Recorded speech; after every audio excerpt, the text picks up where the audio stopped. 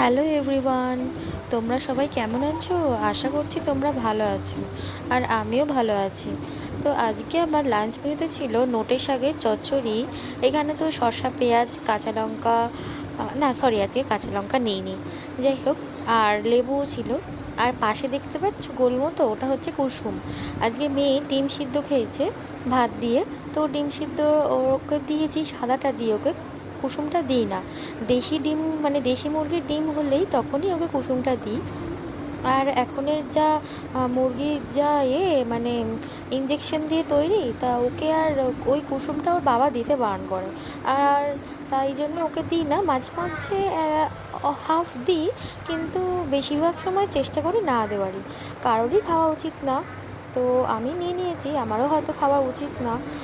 যত মানে রোগ আছে এই কুসুমেতেই, তো তাও নিয়েছি। যাই হোক, আর রান্না করেছিলাম পটলের দোলমা। তো আজকে ফার্স্ট টাইম পটলের দোলমা আমি চিকেনের কিমা দিয়ে করেছিলাম।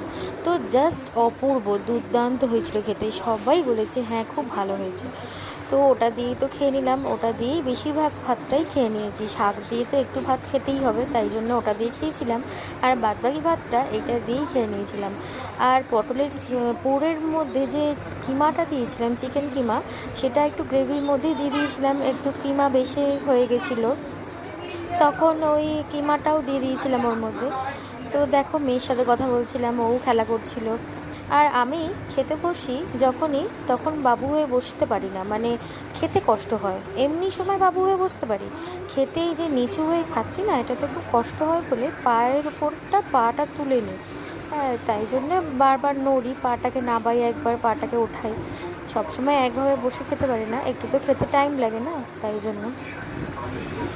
তো আজকে রান্নাগুলো জাস্ট অপূর্ব হয়েছিল, মানে শান্তির খাওয়া হয়েছে আজকে জাস্ট। অন্য সময়তেও শান্তির খাওয়া হয়, সেটা না, কিন্তু আজকে রান্নাগুলো জাস্ট অপূর্ব হয়েছিল।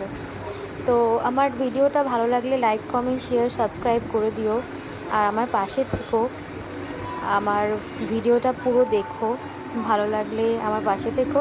থ্যাঙ্কস ফর ওয়াচিং, টাটা আজকের মতো, কালকে আবার দেখা হবে।